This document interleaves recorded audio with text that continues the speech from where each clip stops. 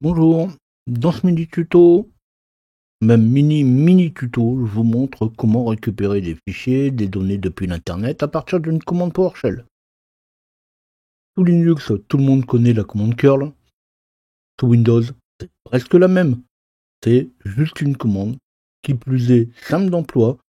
Bon, c'est un peu aussi l'occasion de parler de l'emploi des scripts. La chaîne traite tout un tas de sujets. Pensez à vous abonner et activer la cloche pour recevoir les notifications de mes nouvelles vidéos. Vous pouvez aussi taper LJP Info dans votre navigateur web pour me retrouver. J'ai déjà dit, depuis quelques temps, je parle beaucoup de commandes PowerShell. Je parle aussi souvent de scripts. Ce n'est pas faute de le dire, pendant longtemps, les scripts ont été le monopole de Linux ou de la programmation en général. PowerShell est tous les jours un petit peu plus performant. Il faut absolument composer avec. Ne vous faites pas dépasser par le système parce que le scripting n'est pas votre fort. Vous n'avez pas le choix. Par PowerShell, pour automatiser les tâches, on peut exécuter n'importe quelle commande. Alors aujourd'hui, vraiment en 2 minutes, je vous montre comment récupérer, copier, télécharger des fichiers facilement. Oui, je l'ai dit juste avant, on utilise une commande curl. Invoke web request. En réalité, c'est le vrai nom de la commande. D'ailleurs, on ne va pas s'y tromper. Si je fais un curl espace tiré point d'interrogation, la réponse est claire. On trouve le fonctionnement de la commande invoke web request. J'avoue aussi déjà avoir entendu parler d'une commande get web. Alors, je ne sais pas trop pourquoi, je ne sais pas d'où est-ce que ça sort, mais c'est pas faute de le dire que sans démo, on peut bien raconter n'importe quoi. Donc avec le fonctionnement de la commande invoke web request, vous pouvez aussi avoir les différents alias de la commande. Alors oui, wget, c'est bien tiré des commandes Linux. Ça a quand même un avantage. Si vous avez oublié le nom de la commande PowerShell et vous êtes utilisateur de Linux, bah vous faites comme Linux et roule ma poule. Je fais un petit peu pareil avec ls, rm, cp, mv, mkdir et plein d'autres. Bon allez, Invoke Web Request permet de récupérer le contenu d'une page web, bien sûr les fichiers compris, avec un getHelp espace-full invoke web request, on voit qu'on peut quand même passer pas mal de paramètres. Mais en dehors de URI, l'URL qu'on va appeler, aucun autre est obligatoire. Donc on pourrait très bien juste faire un invoke web request avec l'URI derrière. Bon, je fais la démo rapide.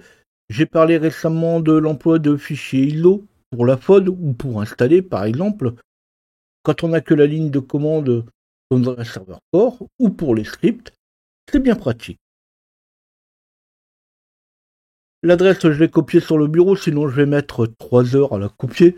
Je vais faire un invoke web request espace -URI https://github.com/microsoft/powertoys/releases/download v0.75.1 power user setup -0.75-x64.exe et outfile, donc je vais quand même mettre le fichier de sortie vers ftest.exe.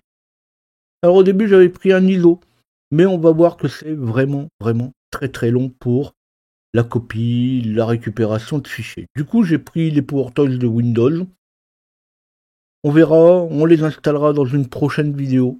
C'est assez sympa, justement. On ne passe pas au travers, il faudra toujours au moins l'adresse où aller chercher les données, le fichier ou même le contenu de la page web. Dans le cadre de connexion à une API, on pourra passer les entêtes de connexion, les headers, les credentials, la méthode.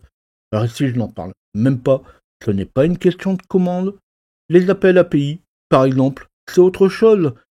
Même si vous le faites depuis votre navigateur web, eh bien, il faudra quand même savoir quoi mettre dans l'appel. Alors, pas de complexité ici, c'est surtout pour dire qu'on peut bien faire n'importe quoi avec PowerShell. Ce n'est pas faute de le dire. L'automatisation est aujourd'hui une priorité. Quoi de plus pratique que le scripting pour automatiser les tâches? Un peu de curiosité, un peu de recherche et c'est parti. Bon, c'est même pas marrant, j'aurais pu prendre un fichier encore moins gros. 10 mégas ou 5 gigas à télécharger, ça se fait pareil. Je passerai juste un peu au passage pour vous montrer quand même le résultat à la fin. Démo oblige.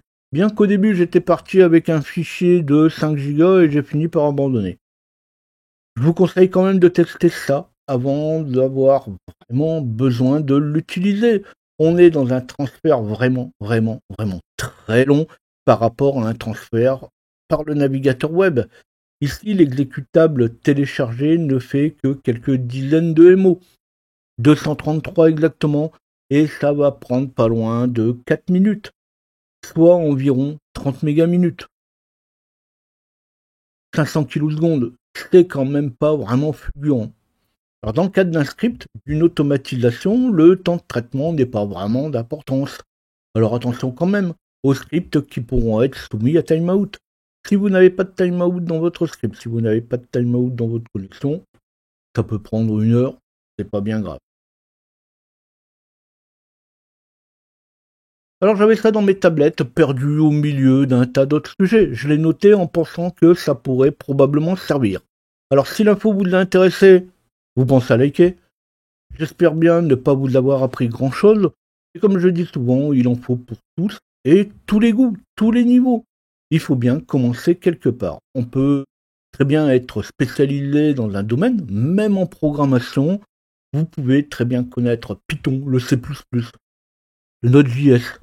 Non, je vais pas tous les faire, j'en vais pas faire le tour, sans pour autant connaître une commande simple comme celle-ci en PowerShell.